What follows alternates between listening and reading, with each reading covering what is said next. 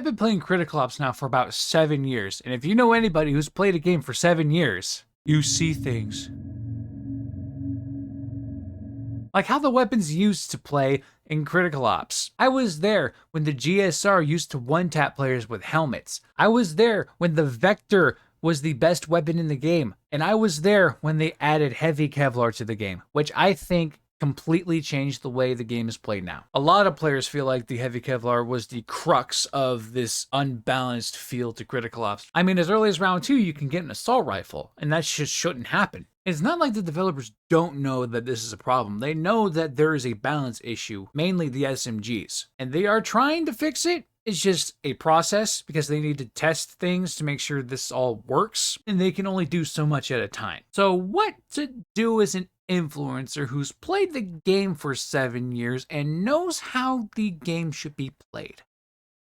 Make a video. Now, before this video starts, I just want to say, you guys are crushing the like goals. So let's see if we can't get to 80 likes in this video. We got 85 last time. Let's see if we can't hit 80 again. So this video is going to be about what I think personally should happen to the weapon balance in this game. Now, I'm not a developer. I am an influencer. The developers are the ones who need to be influenced. And some of the changes that I think need to happen include changes to the economy balance, changes to the armor values, rebalancing the armor penetration for some of the weapons, and reworking the SMGs so that way they work just a little bit better. So as far as the economy goes, cut that shit in half. Reward money for winning a round? Cut it in half. Reward money for losing a round? Cut it in half. Reward money for planting and defusing the bomb? Cut it in half. But round it up to the nearest $100. The only thing that stays the same is the start money at $800 and the max money, which is $12,500. Now, I'm not just going to sit here and tell you what needs to happen and not give you a reason on why it needs to happen, because I believe that this change to the economy is going to disallow players buying assault rifles as early as round 2. So that way it encourages players buying SMGs and shotguns in those early rounds. But stop! I know, the SMGs suck. I'm getting to that. Just relax. Okay. Okay. But not only will it do that, it will also make the players think about what they need to buy for that round, and also makes buying assault rifles more rewarding because you're winning more rounds, you're getting more kills, and you feel like you've earned something when you buy an assault rifle, because that's what it needs to feel like when you win. You feel like you've earned something. So for the next part about the armor, let's go ahead and go into my favorite website on the internet, criticalopsgame.com. You'd be surprised how few people come here to actually look at the Intel page, because it's got a lot of good stuff in here. You guys go check it out. I'm not sponsored by this in any way. I'm just saying this is free. So when I say balance the armor, I'm mainly talking about these two values right here, the low penetration helmet value and the medium penetration helmet value. The changes I would make is I would reduce the low penetration value from 53 to 45, and then reduce the medium penetration value from 45 to 35. And to me, it makes sense to make it gradually increase this way, because you have a gradual increase of the Kevlar, but you don't have a gradual increase of the helmet. I mean, 45 to 53 does not make sense. It makes sense to go from 10, 25, 35, 45, and you could go 45, 55, 65, 70. That makes sense. But not only does it make sense, it also allows the lower damage weapons like SMGs, pistols, and shotguns to do more damage overall. Actually, shotguns are high damage, aren't they? Yep, high penetration. Never mind.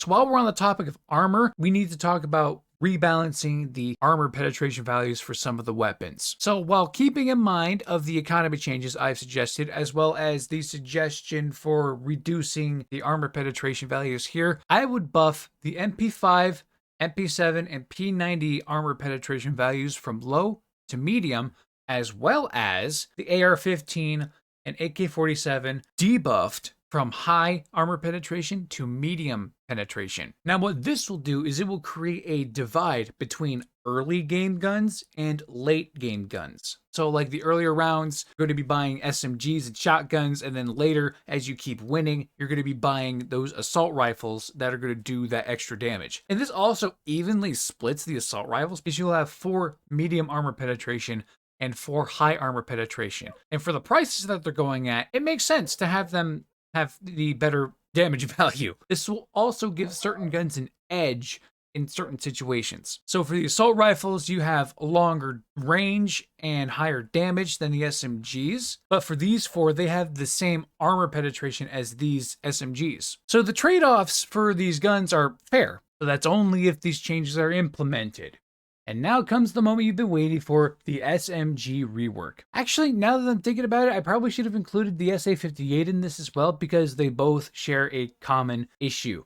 And that is their spread. Like if you take an SMG or an SA-58 and aim it at a wall and hold down the fire button, it looks like you're shooting with a shotgun. Now the difference between those weapons and a shotgun is that all of the bullets fire at the same time. With a shotgun, SMGs, it's one after the other. So my suggestion to rework the SMGs is to reduce the spread of all SMGs and the SA-58 by about 75%, more or less, depending on the weapon. And also something that needs to happen is that each SMG should have a unique recoil.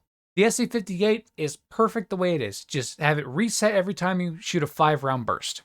I mean, if the devs want to be lazy about it, they can just take an assault rifle recoil pattern, shrink it by half, and then just put it for an SMG. Doesn't matter which one for me, because if it makes it easier, it makes it easier. I do not care. But what this will do to the SMGs is it will require them to have a baseline of skill, which means you can't just run around spraying and praying everything you see. Actually, you need to aim, and you actually need to shoot, and you actually need to control the recoil. This will also allow the SMGs to be used at their appropriate ranges, because the SMGs, most of their drop-off ranges are from 10 to 20 meters. The Vector and P90 are 10 to 25. So you'll be able to use them more effectively at longer ranges, but they won't be as accurate as the assault rifle. Now, before this video ends, I want to make a note of I will not be upset at all if these changes are not implemented. The developers are going about this their own way, and I respect that. Their job is to make the game fun to play.